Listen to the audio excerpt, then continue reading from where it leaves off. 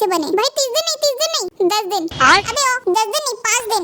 अच्छा ठीक है 5 दिन और बहुत कम investment. No investment, zero investment. ठीक है जीरो इन्वेस्टमेंट और सैलरी 1 मंथ 1 करोड़। अरे 1 करोड़ नहीं 5 करोड़। 5 करोड़ नहीं 10 करोड़। ठीक है 10 करोड़ और वर्क फ्रॉम होम। अरे नो वर्क, विदाउट वर्क। अच्छा ठीक है जीरो वर्क, नो इन्वेस्टमेंट भाई। पार्टी हाँ और पार्टी संडे और मंडे एवरीडे। अरे भाई एवरीडे। अच्छा ठीक है 24/7 पार्टी। हाँ सही पकड़े हैं। और स्लीप छुट्टी 8 आवर। ए भाई 8 नहीं 24 आवर। हाँ भाई 24 आवर। ठीक है 24 आवर स्लीप और deep search, deep research and give 10 ideas. 10 नहीं 20, 20 नहीं 100। ठीक है गिव 100 आइडियाज। तो भाई लोग करोगे अगर शादी तो तनख्वाह रह जाएगी आधी। फिर होंगे बच्चा और बीवी का दवाई का पर्चा और उनके मेकअप का खर्चा। एक होगा कलुआ वो मांगेगा हलवा।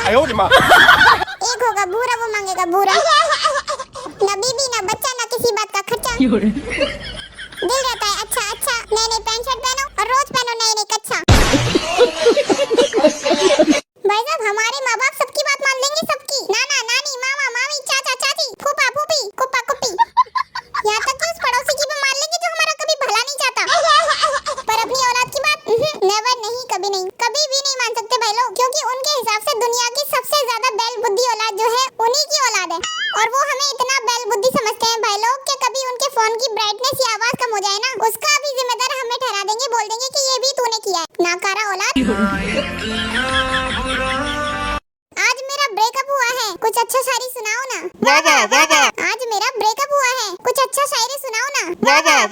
हाथी राजा आओ ना, हलवा पूरी खाओ ना। मैं जब भी इसको बुलाता था वो करती थी बहाना।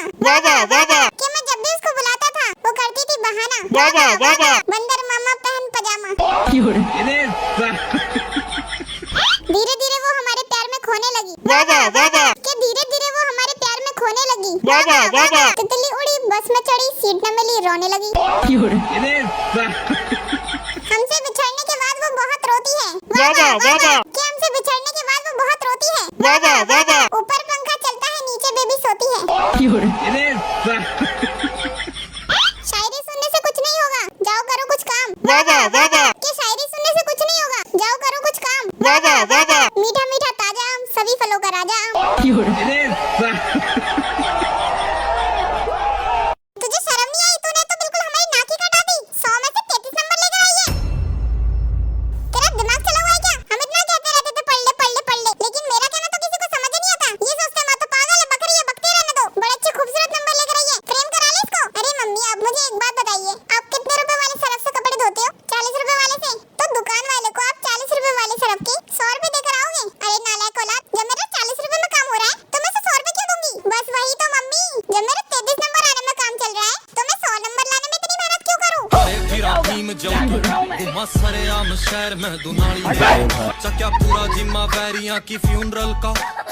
भाई लोग दिल के अरमान आंसुओं में बह गए। भाई सारी दुनिया आगे निकल गई, हम क्यों पीछे रह गए? मुझसे मोहब्बत में हो गई थी खता। यार कुकी ये तेरा सवाल है, मुझे क्या पता। जब हाथ में पेड़ ही नहीं तो लगाएं कैसे, और जब जेब में पैसा ही नहीं तो आगे जाएं कैसे? अगर तू कामयाब होना चाहता है तो तुझे मुसीबतों के साथ लड़ना पड़ेगा, और अगर तू लाइफ में आगे बढ़ना चाहता है तो तुझे उसके लिए पढ़ना पड़ेगा। कि आजकल की मोहब्बत जड़ से उखाड़ती है। अरे यार कैसे पढ़े? इंग्लिश वाली टीचर उल्टा लटका के मारती है। जब तेरी ये सोच कामयाबी के साथ लड़ेगी, अगर तू कामयाब होना चाहता है तो मार तो खानी पड़ेगी। हम उसको पाने के लिए हरदम मरेंगे। यार अगर मैडम ने सर पे डंडा मार दिया तो क्या करेंगे? कहीं दूर दरिया में पानी का कोई कतरा है भाई, इस हिसाब से तो हर साइड ही खतरा है। हेलो मैडम जी, हम सर्वे कर रहे हैं, क्या हम आपसे कुछ सवाल पूछ सकते हैं? जी बिल्कुल पूछिए। तो मैडम ये बताइए आपके हिसाब से शादी किसे कहते हैं? खत्म। शादी वो जाल है जिसमें पूरे कुनबे को खाना बनाकर खिलाएं हम, बर्तन मांजे हम, कपड़े धोए हम, पूरे घर को घिस घिस के चमकाएं हम, और अगर कोई इनसे पूछ ले कि बहू कैसी है तो पूरे खानदान में खराब भी हम। यही नहीं, अभी और सुनिए। शादी वो रिश्ता है जहाँ लड़के की हर एक गलती उसका बचपना कहलाती है, और बहू की छोटी सी भूल भी उसके संस्कार। शादी वो जाल है जहाँ ससुराल वालों को पढ़ी लिखी बहू मिल जाती है, वो भी फ्री में, और लड़की के सारे अरमानों की बलि चढ़ जाती है।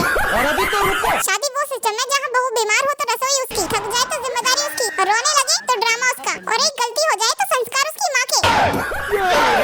और तो और ये सिलवट्टे की शक्ल वाला मुझसे बोलता है कि शादी 7 जन्मों का बंधन है। अबे इस उजड़े चमन को कौन समझाए कि इस बंधन में बंध के एक औरत अपना घर छोड़े, अपने लोग छोड़े, अपने सपने छोड़े, यहाँ तक कि दहेज न देने पर तो लोग दुनिया भी छुड़वा देते हैं। इतना सब कुछ भी बोलने पर इस बददिमाग दुनिया को कुछ समझ में नहीं आ रहा। हम इसका पति हैं, हमको सिर्फ फांसी का सजा। चल बे शुगा, हम निकलते हैं यहाँ से।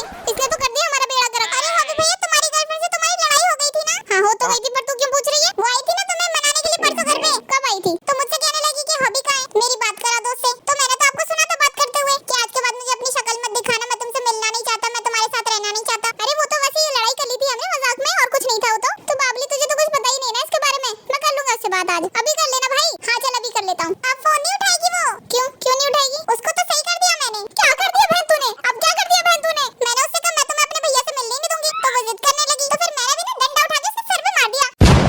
डंडा मार दिया? बहन सर पे मार दिया? भाई वही वाले डंडे से मारा दिखा जो मैं पूछ रहा था, इस पे लाल लाल क्या लग रहा है? हाँ वो जैम नहीं था। तो फिर उसके बाद तूने क्या किया उसका? तो भैया वो तो वहीं पे सो गई।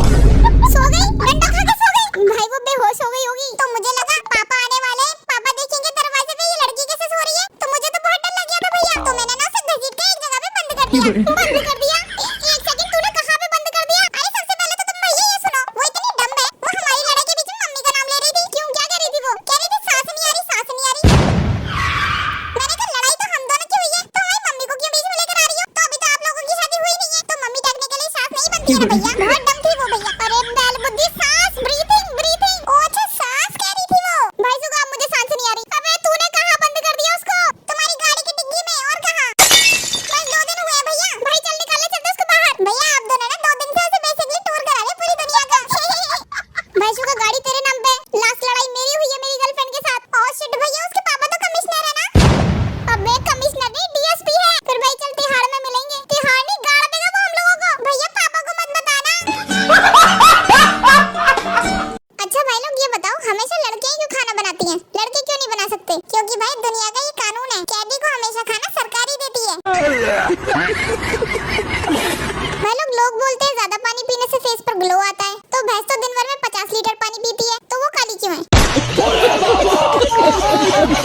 ऐसे भाई अगर हमें पेड़ से ऑक्सीजन मिलता है, तो रेगिस्तान में लोग सांस कैसे लेते हैं? हाँ भाई ये तो सोचने वाली बात है। ऐसे भाई जब हम स्कूल में गलती करते हैं, तो टीचर हमें मुर्गा बना देती है, और वहीं जब लड़की गलती करती है, तो उसे मुर्गी क्यों नहीं बनाती? भाई लड़कों के साथ हमेशा अत्याचार ही होता है। ऐसे भाई लोग मुझे भी एक बात समझ में नहीं आती। भाई लोग जब हम कच्छे पहन के बाहर नहीं जा सकते, तो ये अलग अलग कलर के क्यों बनाते हैं?